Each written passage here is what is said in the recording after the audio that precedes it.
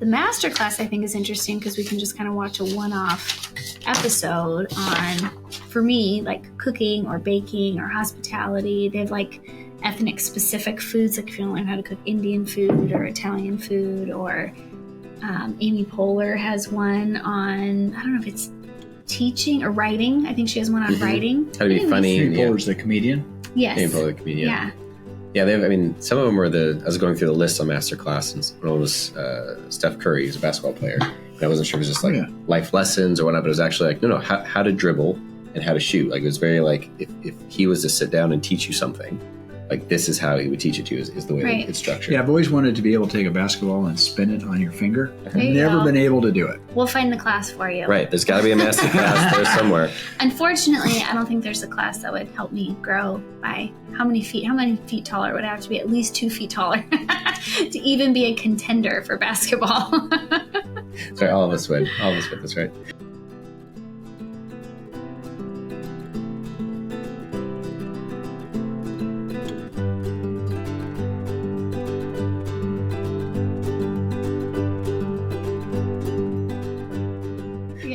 Welcome to Building Wealthy Habits, a Tricord Advisors podcast. I'm Jeremiah Lee, and you're joined with Laura Lee and Randy Barkley. Hi. And each week we meet together to kind of help talk about financial topics and pressing financial things to help you make smart decisions with your money.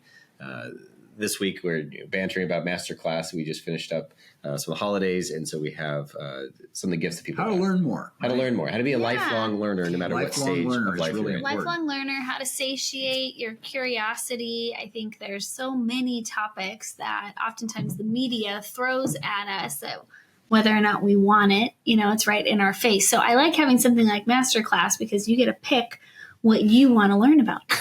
So there's so many options. Always more to know. Always more to know. Always seeking knowledge. Yeah. Yep. That's right. Well, today we are talking about retirement vision and retirement income. Not always the most thrilling, but I think it's so significantly important to our clients. And it's the biggest one when people think about retirement. It's the biggest black box or biggest question mark that they tend to have is what am I going to do? If I stop working, what money do I have? Where am I headed? What am I doing? And there's a lot of I call it low-hanging fruit, but a lot of really good value as you walk through someone to help them think through their vision and help them think through what their income is going to look like. Because for most people, it's not that they have a giant inherited account and they just live off of it. It's kind of a mezzanine, like multiple different streams of income that help build for them what's going to be their future. Yeah, and I think historically, going back to it, we've had a major groundswell, a major shift because of mortality. And my generation in particular, but also the generation before me, lived substantially longer than what the previous 100 years. I mean, we're seeing this massive shift. And so saving for retirement really wasn't in vocabulary because people worked until they died. But now what we're seeing, and I think this statistic is really resonates here, I know with our clients and what we see, but people are living on average 34 years into retirement. Women have a tendency to outlive men a little bit, 2 to 3 years longer. But they're calling this kind of the longevity revolution. And there's a really great TED Talk for our listeners, if they have time, by Jane Fonda, and she calls it your third act. And I love it because what she does is prompt a vision-setting opportunity for people. I think, decades ago, when people thought of retirement, you picture a rocking chair on your front porch. Maybe you're reading a book. Most people talk about retirement. It's travel. It's probably the number one thing about travel, family, grandchildren, things like that. Yeah. But retirement is so much more. It is so much more than that. And that's part of the shift that we're seeing is that we're going from someone who, by the time they're retired, they're just done, right? If I'm done working, say 100 years ago, 200 years ago, if I'm done, I really can't work anymore. Whereas now people are retiring and they have 30 years potentially of life. And that's, you mentioned it before, it's just an entire adult lifetime in essence. It's an opportunity. It could be that I think that at that point in life, they're looking more to create a legacy, pass on the information or the skills that they've developed up until that point in their life. For some, they want a second career, maybe not one that's as focused on earning income, but maybe something they've always wanted to do, work philanthropically or start a company that they've always wanted to. There's a lot of excitement around it. I think the whole aspect of staying employed with the same company forever is becoming less and less warranted, I guess, maybe. I think there's a lot of shifts going expected, on. Yeah. I think that's a good quick history lesson. I mean, this used to be, go back, say 70 years or so, and you would work for a company, right? You'd work for that one same company, and they would have, in essence, a pension that you would work towards, and you would work at that company until you retired, and then that company would have, through their pension plan, payments. That would be your income in retirement. And that shifted, what year are we talking about, when pensions started falling off and the 401k. Well, before pensions, a lot of people started relying on Social Security. So if we really want to look back in history, let's start about talking about Social Security. Yeah, so pensions were pretty much non-existent during the Industrial Revolution. I mean, the industrial barons, they were able to, labor was cheap. There was a lot of immigration. Does that sound familiar with what we're going through right now? But this cheap labor, and they were able to, from steel to cars to rails, I mean, they were able to use this labor to build their economy. When the Great Depression occurred, it became evident that there was no safety net. And so FDR passed the Social Security law. And in the 30s, we had this Social Security. And so what it was is it was set up as if you reached retirement, and they set the age. It was kind of interesting because they set the age slightly beyond what the average mortality was. So that's where we got 65 from. So 65 was most people, the majority of people didn't live beyond 65 back in the 30s. Wow. And they didn't put anything in the provisions to really adjust that, because they didn't have the vision to see what was going to happen with medicine and lifestyle and all the other things that we've now seen a massive explosion in life expectancy. So the Social Security was never designed to make up 100% of the income needs. It was designed to be a supplement. Now, getting back to companies became, as the Industrial Revolution continued, they started to need steady employees. So they started to develop pensions. Employer benefits provided to their employees, so and they would retain them. Yeah, and then as time goes by, you see all these adjustments. And in the 70s and the early 80s, the law allowed companies to withdraw their obligation in pensions, and they started the 401k, which is now the popular contribution for most employees. Now, there's a big difference, though, between a pension and a 401k. There is. And the responsibility, I think, is a big piece of that. Who's responsible for this person's retirement? When it's in the pension structure, the company has to make the investment choices. Right. They have to make sure it has adequate funds in it. And they are then the ones, in essence, responsible for caring for that individual. With the shift over to the 401k, now the individual person has to choose how their money is invested, how much they put in there, when they take it out, how they take it out. And it's shifted that responsibility from the company to the individual, which a lot of people would say, that's great. I want to be in charge of my own future and my own retirement. But it's also put in the hands of folks who maybe are not making the hard choices early on to put money in these plans. That's where the gap is coming now, because we see these estimates of how much is set aside in retirement accounts. And the estimates are all over the place. But the bottom line is, for those people that are savers, they've put a lot of money away. Yeah. They've got almost $15 trillion in these accounts.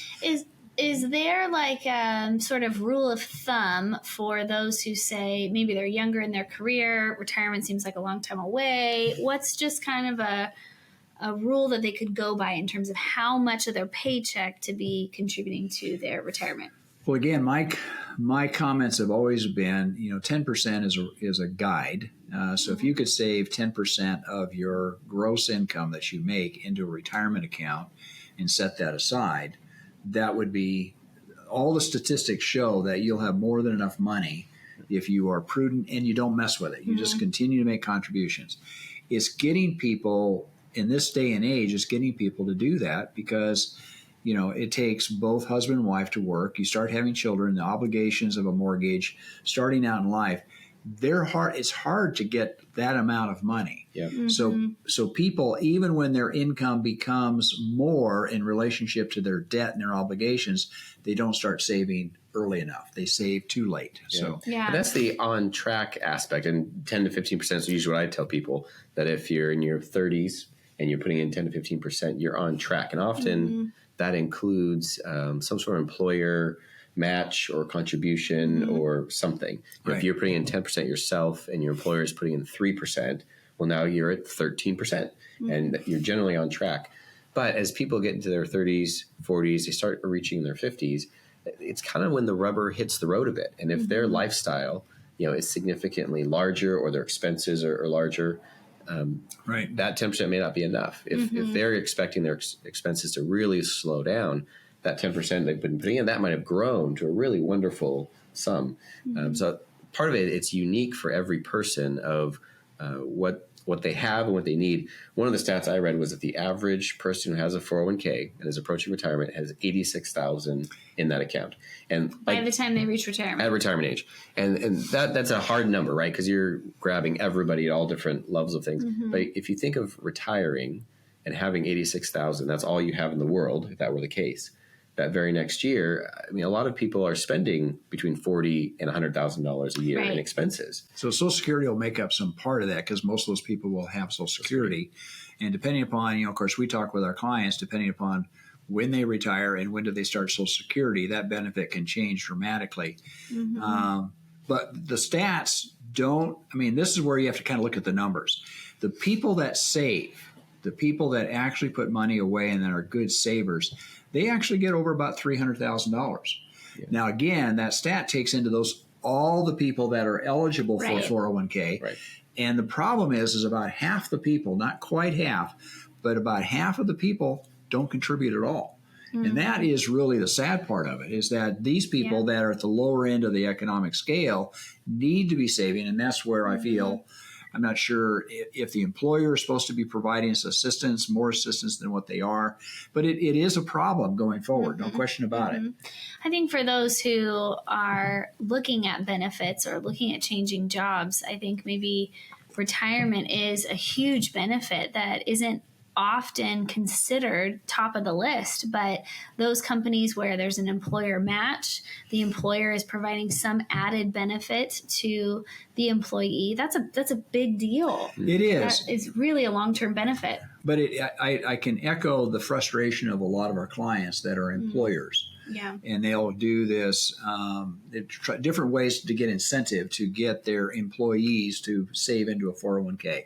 Many people I talk to, they feel like they should be supporting and providing some kind of advocacy for their employees to save. And they get frustrated because their employees will not participate. I've had countless meetings with groups of employees where there's a match by the employer.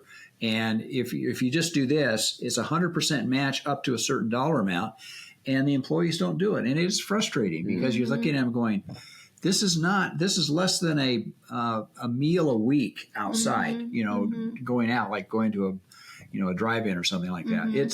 It's frustrating because people just don't see the need. They're in their 20s or 30s and they don't see retirement at all. It's not the immediate gratification. And I think it takes a certain mature person to understand the benefit of saving for later. So, but just to draw us back a little bit, okay, so we've talked about the reason why Social Security came about, when it came about. We've got something like a pension, and you've got a 401k. Now you've got people with all sorts of 403s, 403bs, 401as. There's so many different what we call qualified retirement accounts. And for someone, we have many clients approaching retirement, it gets really confusing when you're going to not have a paycheck anymore.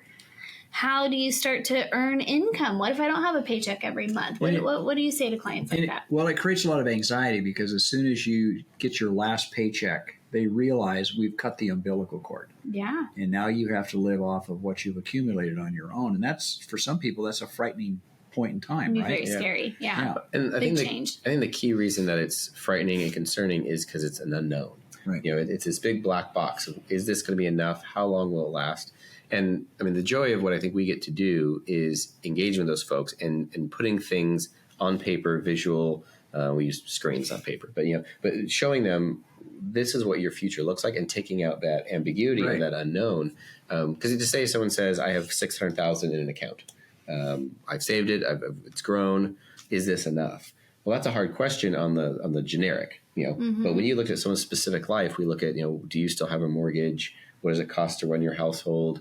Who are you supporting in your life? And then what that account could produce as far as income. We start, adding it all together and come to a point where we say, oh, this is plenty for you. Or you might come to someone else and say, oh, this isn't nearly enough. And it's very specific to the person. But at the end of a good financial planning session, someone can walk away from that knowing the amount that I have, this is what it's going to look like for my future. And for some clients, that they're excited, they say great, and they walk out with peace. Others that say they walk out with purpose, and they say, I know what I need to do differently so that I can get to where I want to be. Yeah. Go ahead. I was going to say a common scenario that we look at, and I think this is where having software like what we provide is really helpful, where we can look at a few variables. But one question that often comes up is, when do I start taking Social Security? And we can actually look at the differences between taking Social Security benefit early or at the maximum benefit age, and what that looks like over the long term. And what's difficult is oftentimes the answer is that the client should wait to take the Social Security benefit, which means in the meantime, there might be a season of withdrawing from some of their other accounts. So if I have Social Security benefit and I can take it, let's say at my full retirement age, which is 66 and some months, why should I wait till I'm 70? Well, if you wait, great question. They add an average about 8% benefit every single year until the age of 70, which is what they would call the maximum benefit date. So you can wait all the way until the age of 70 to start taking Social Security, and you'd get the highest benefit set from then and into the future. Yeah, and Social Security, and going back on that point, but Social Security is also typically a husband-wife. So most people don't realize. I'm always surprised at the number of appointments I've had where I sit down and I say, okay, this is much. And oftentimes it's the husband, it's the man, and this is your Social Security. But I said, this is the amount that goes to your wife at her age. And they look at me, she said, and they both look at me like, surprise. What do you mean? I have my own Social Security, but I don't have any Social Security. But there's spousal benefits built into Social Security system for those people that have been married for at least 10 years. And I'm surprised the number of, in this case, in most cases, the wife doesn't realize that benefit. And we structure Social Security, our counseling and our advisory services that we provide is, when do you take Social Security? And not only just for you, but also for your spouse, right? Yes. Right. Great point. And we have a whole episode actually dedicated to Social Security, because there's so many rules. There's a lot of benefits that people don't know about. There's people that really specialize just in Social Security benefits. But we sit down, and that's another podcast for another day, but we sit down and go through the details of Social Security. It's complex. It's not straightforward, right? But for those, to your point earlier, for those who haven't stayed with the same employer for their whole career, they might have multiple qualified retirement accounts, maybe together with a pension and Social Security. There's a lot of different sources of income, and you want to have the benefit of sort of a quarterback that sits down and looks at the most advantageous means of drawing income in retirement. Yeah. And for some people, the first step whenever we engage with a new client is organizing. You're organizing the various accounts. Often we're consolidating and combining accounts that can be combined to kind of simplify the financial picture, so they know where their assets are, what they're doing. And for some clients, they already have a good sense of that. For other clients, that's a huge value, is that they, like you said, they might have kind of 401ks in the wind. I've worked for a number of years. I've been contributing to all my different jobs, but I don't know exactly where they are. I know what each one of them is doing. And so it's usually a process of identifying and then rolling all those into whatever kind of combined accounts make sense for that person. Then making sure all those assets are marching to the beat of the same drum. They're all trying to build a life that they're excited about. Because really the next things that we typically talk about would be investment, the investment strategy, which might shift as you get closer and closer to retirement, and taxes. That's right. So hopefully when you start earning less income, you don't have to pay as many taxes. So that's a good thing. Yeah, again, a lot of the conversation, and we're not going to get into this particular series about Roth conversions and that sort of thing. But again, I always come back is that tax brackets move. All this stuff is always very fluid. So you got to be really careful about locking into a permanent plan for something that's going to happen 10, 20 years down the road. None of us know what's going to happen that far out. But you have to have enough flexibility in your plan to be able to meet your needs at the moment and also in the future, right? That comment about flexibility is so valuable at any age. I was meeting with a group of younger working professionals and made the comment that the more you can save now, even though it feels difficult, the more flexibility you have later. Right. Getting to age 50 and seeing this wonderful opportunity to take a job that you've always loved and you worked yourself into having that skill set, but saying, oh, I have to take a slight pay cut. I can't. Versus saying, I've really saved for my retirement. Now's the moment. Yeah, I can take this dream job, knowing that I might take a pay cut, but I'm fine. My future has already, it's that freedom you build into. One piece I want to make sure we talk about a little bit is that vision aspect of it. And kind of going back to your comment, this third act. Because a lot of this, it's not just money for the sake of, I want to have more, I want to have enough. It's saying, where are you headed? Like, what do you want to care about? And I think that's a bigger moment for clients. It's important to sit with them and sit in, not just how do we make this happen, but what are we trying to make happen? You said, some people want to travel. I've had some that don't want to travel. They want to, be more homebound and get into hobbies. And I think there's a really important moment for someone as they're making the mental transition from working to retirement to say, what do I care about now? My value is not just in what I'm earning. My value is not just in what I'm bringing in, but my value is apart from that. And it's new. But then saying, what do I want to take this time I have, this precious years, and where do I want to spend them that I'm going to receive value, give value, and having that vision. And then once we get that vision of what they want to be about, then to say, okay, what streams of income can support that? That's great. But when people don't have a sense of where they want to be, they just say, I just need money. I just need to replace what I had before. Right. It's kind of fear-based decision-making. Yeah. And we want to move our clients beyond that to vision-based. You were going to say something. I just say the longevity issue is so important. And most people that are retiring, let's say in my particular age bracket, they still relate back to their parents and their grandparents. It's a different world out there right now. And it's different. I mean, we've had so many breakthroughs from a delivery of medicine and medical information and dealing with chronic illnesses and also health changes and things like that. People are going to live longer. And if you add 10 years onto your life, it changes the financial outcome. Yeah. And so getting back to what do you want to do, I think coming back to where is that amount of financial independence? When do you get to the point, no matter what the age is, that you have financial independence and your assets and your income going forward will support you for the rest of your life? And that's our job, is to put all those factors, as many as we know, into that decision process. And I love, one of my favorite parts is when we move, oftentimes clients will come in with some fears or worries or anxiety or just questions. And ideally, through the process, we can move them towards a position of confidence. Okay, I'm going to have enough to provide for myself in various scenarios as I come through retirement. Now, there's a third phase of this, which is they get to start to envision what to do with any assets left over or in retirement. So we get to talk about planned giving. We get to talk about how they want to support their community. A lot of our clients want to preserve their wealth for the next generation. And it's kind of becomes this clandestine mission of how they're going to surprise the next generation with, I want to help fund your education. I want to help my grandkids get into their first house. I want X, Y, Z. And that moves into this vision space where it kind of becomes a little bit playful. Hey, I might have enough left over. I've never really thought about what I could do with those funds. And I love getting to the point in the conversation with our clients where we get to be a little playful because there's opportunity there. Right. And I think we give that, like you say, the vision. We help them kind of look at the future with a little bit more clarity so that they can make decisions today to help them achieve their overall long-term goals. Yeah.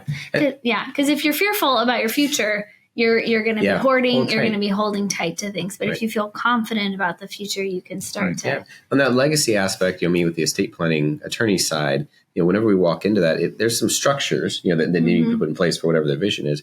But there's the beauty of that vision to say, I have enough. I want to be, rocket fuel for the next generation. And we've had family meetings. We'll have multi-generational folks where they come in, a grandparent generation, a parent generation, and then a grandchild generation.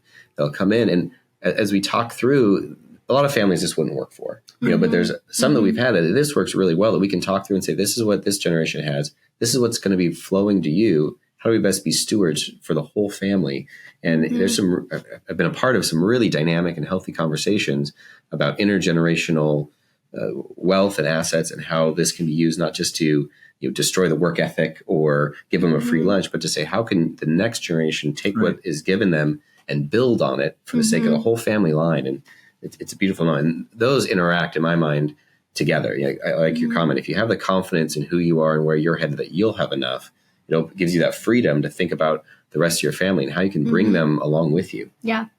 So on this one episode, we have touched on tax planning, investment planning, estate planning, retirement planning. You even talked about being in the employer's perspective about employer, but there's a lot going into planning for retirement. But that's what we love to do, is to bring in all of these aspects in a holistic plan for our client, and ideally make it simple for them. For sure. Simplify it, not make it overwhelming, take out the fear and replace it with confidence. That's really what we're passionate about here at Tricord Advisors. So thank you for listening to this podcast.